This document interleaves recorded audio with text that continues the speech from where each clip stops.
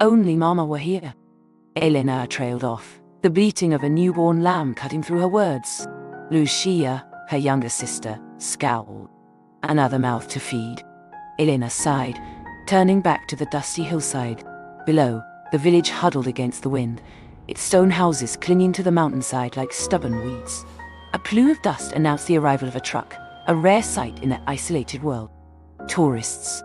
Elena watched as they spilled out, their bright clothes and loud laughter a jarring contrast to the muted tones of her life. She picked at a loose thread on her worn shawl, a faded letter tucked inside. It was the only thing she had left of her mother, a woman she barely remembered, but whose absence echoed in every corner of her heart. Elena, Don Miguel, the village teacher, stood beside her, his kind eyes filled with concern. "You shouldn't dwell on what you can't change," Elena shrugged. "Easy for you to say, Don Miguel. You have your books, your students," he smiled gently. "And you have your voice, Elena, a gift more precious than any book." Elena scoffed. What good is a voice in this forgotten place? Down in the village square, a tourist, a woman with a guitar strapped to her back, began to sing. Her voice, clear and strong, carried on the wind. Elena watched, mesmerized, as the villagers gathered around, their faces softened by the music. Later, back in their cramped home, Elena rummaged through a battered wooden chest, Lucia's eyes following her every move. "What are you looking for?" "Nothing," Elena mumbled, her fingers brushing against a worn photograph tucked beneath a pile of clothes. Her mother. Young, vibrant, a hint of defiance in her eyes. Lucia snatched the photograph. "Don't you get tired of looking at that?" she snapped. "She left us. She didn't care." Elena snatched it back, her heart clenching. Maybe she had a reason. A reason to abandon her children? Lucia's voice dripped with bitterness. Elena turned away, clutching the photograph to her chest. That night, she dreamt of the city. Bright lights, music, a stage where her voice soared above the crowd. A few days later, a battered truck rumbled into the village, a traveling musician at the wheel. He was looking for talent, he announced, a chance to audition for a famous producer in the city. Elena's heart leapt. This was her chance. "Don't be foolish, Elena," Don Miguel warned, his voice grave. "The city is a dangerous place for a young girl alone." Lucia clung to Elena's arm, her eyes wide with fear. "Please don't go. What will I do without you?" Elena hesitated, torn between her dream and the familiar comfort of her village. She glanced at the photograph of her mother, her resolve hardening. "I have to do this," she said, her voice trembling. "For myself, for Mama." The journey was long and arduous. The dusty road snaked through the mountains, the landscape growing increasingly barren. Elena clutched the photograph of her mother, a talisman against the fear that gnawed at her. As the village disappeared behind them, she felt a pang of regret, a sharp ache of longing for Lucia's familiar scowl, for Don Miguel's gentle wisdom. But the lure of the city, the promise of a different life, pushed her forward. The city assaulted her senses, a cacophony of noise, a kaleidoscope of colors, a sea of unfamiliar faces. Elena felt lost, adrift in a world that seemed both exhilarating and terrifying. She found herself in a dimly lit nightclub, the air thick with smoke and the rhythmic pulse of music. On stage, a woman with a sultry voice and a world-weary smile held the audience captive. Zofia. She was the traveling musician's contact, a singer who had seen it all, done it all, and lived to tell the tale. "So, you're the little mountain bird," Sophia said, her voice raspy, her eyes assessing. "You got talent, kid, but talent ain't enough in this town." Over the next few weeks, Sophia became Elena's reluctant mentor. She taught her the ropes, the unspoken rules of the city's music scene. Elena thrived, her voice blossoming under Sophia's tutelage. She performed in small clubs, her haunting Andean melodies captivating audiences. One night, a man approached her after her set. Mateo. He was a music producer, he said, his eyes gleaming with ambition. He could make her a star. Elena showed him the photograph of her mother, a flicker of hope in her eyes. "Maybe you know her." "She came to the city years ago." Mateo glanced at the photograph, his expression dismissive. "Focus on your music, Elena. The past is the past." Under Mateo's guidance, Elena's career took off. Her song, a haunting ballad about a lost love and a yearning for home, became a local hit. She was interviewed on the radio, her face plastered on posters around the city. She sent money and gifts to Lucia, hoping to bridge the distance that had grown between them. But Lucia's replies remained cold, filled with resentment. One evening, celebrating her success with Matteo and other musicians, Elena caught Matteo pocketing a larger share of the earnings. A flicker of doubt crossed her face, a seed of suspicion planted in her heart. This was the midpoint. The unease lingered. Elena pushed it down, focusing on the music, the applause, the intoxicating rush of being on stage. But later, alone in her small room, the doubt returned. She counted the money Matteo had given her, a fraction of what she'd seen him collect. He brushed it off, talking of expenses, of investments in her future. But the look in his eyes, it hadn't been the look of a mentor.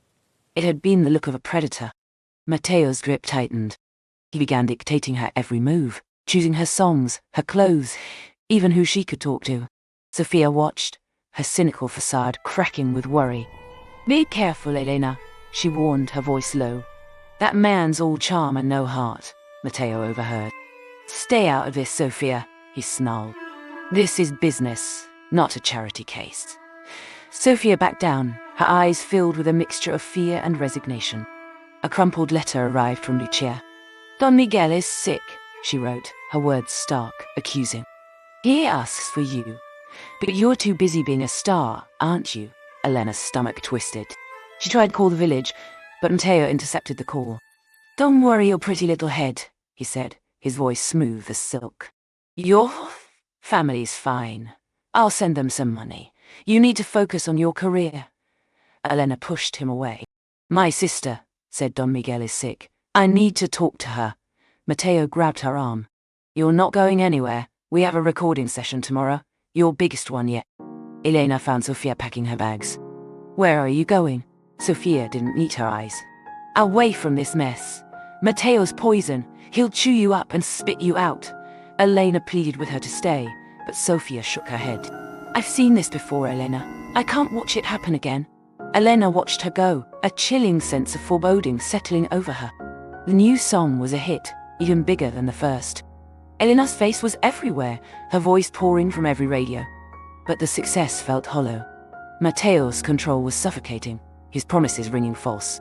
One night, she saw him in a back alley, making a deal with a rival producer, a man known for his ruthless tactics. Matteo didn't see her. He was too busy exchanging money, whispering about a new song, a song that sounded suspiciously familiar. It was her song, her melody, her words, twisted and repackaged for another singer. The rival singer's version of Elena's song climbed the charts, eclipsing Elena's own. Accusations of plagiarism flew. Matteo feigned outrage, claiming Elena had stolen the song from him. The press turned on her, their praise turning to scorn. Elena's recording contract was terminated. Her reputation, built on a foundation of lies, crumbled around her. Then came the telegram. Don Miguel was dead. Elena collapsed, the world spinning around her. Sophia found her cynicism replaced by genuine concern. "I tried to warn you," she said, her voice choked with emotion. "Matteo's a snake. He'd sell his own mother for a peso." Elena looked at her, the truth finally sinking in. She'd been so blinded by her ambition, by her desire for acceptance, that she'd walked right into Matteo's trap. Sophia took Elena to a small clinic, tending to her physical and emotional wounds. "He did this to me 2 years ago," Sophia confessed, her voice trembling. "Stole my songs, ruined my career. I thought I'd never sing again." Elena looked at her, seeing not a hardened cynic, but a fellow victim, a kindred spirit. "Why didn't you tell me?" Sophia shrugged. "I was afraid. He's powerful. He could destroy me." Elena took Sophia's hand. "He won't destroy us anymore." Elena confronted Matteo. The confrontation wasn't a dramatic showdown. It was quiet, filled with the weight of betrayal and the sting of regret. "You used me," Elena said, her voice flat. Matteo smirked. "You used me too. You wanted fame, and I gave it to you. Don't act like you're a victim here." Elena shook her head.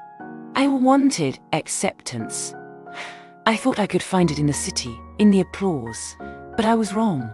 Sophia, despite her fear, went to the press, exposing Mateo's schemes, his manipulations, his history of exploiting young artists. She risked everything, her fragile career, her reputation, to bring Mateo down. The story exploded. Mateo's career was over. He disappeared from the city, swallowed by the shadows he'd inhabited for so long. Elena knew she couldn't stay in the city. The memories were too painful, the ghosts of her shattered dreams too real. She packed her few belongings, the worn photograph of her mother tucked safely inside her bag. She found Sofia, sitting alone in a small cafe. "I'm going home," Elena said. Sofia nodded. "That's where you belong."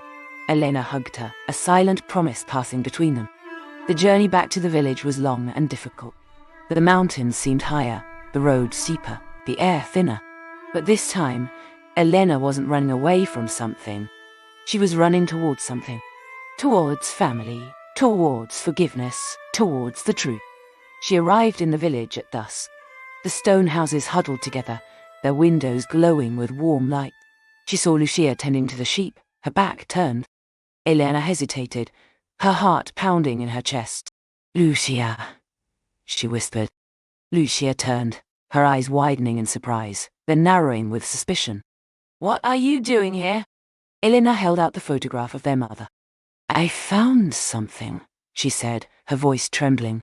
"A message, hidden in the back." Lucia took the photograph, her fingers tracing the faded image. Elena pointed to a small inscription on the back, barely visible beneath the years of wear. It was an address in the city, an address that belonged to a wealthy family, a family with a name that echoed through Elena's past. It was her mother's family. They traveled to the city together, Elena and Lucia, their shared purpose melting away the years of resentment. They found the address, a grand house in a wealthy district. A woman answered the door, her eyes widening as she took in Elena's and Lucia's worn clothes, their mountain-weathered faces. Elena showed her the photograph, her voice catching in her throat. "This is my mother," she said. "Do you know her?" The woman's eyes filled with tears. "She was my sister," she whispered. "We thought she abandoned us. We never knew." Elena and Lucia learned the truth. Their mother hadn't abandoned them. She'd been forced to leave, a victim of circumstance, a pawn in a family feud. She'd sent money whenever she could, small sums that never reached them, intercepted by a greedy relative. She'd written letters that were never delivered, hidden away by the same cruel hand. The family welcomed Elena and Lucia with open arms, offering them a life of comfort, of privilege, a life Elena had once dreamt of. But Elena knew, with a certainty that resonated deep within her soul, that this wasn't her life. Her life was in the mountains, with Lucia, with the memories of Don Miguel, with the echoes of her mother's songs carried on the wing. Elena returned to the village, this time with Lucia by her side. She stood on the hillside, overlooking the familiar landscape, the mountains no longer a symbol of her isolation, but a testament to her strength, her resilience, her heritage. She took Lucia's hand, a silent promise passing between them. They would rebuild their lives together, in the place where their roots ran deep. Elena began teaching at the village school, following in Don Miguel's footsteps, sharing her voice, her stories, her love for the Andes with the next generation. She never forgot the city, the pain, the betrayal. But she carried those memories not as scars, but as reminders of the truth she'd discovered. That true happiness wasn't found in the applause of a crowd, but in quiet embrace of family, in the enduring strength of home.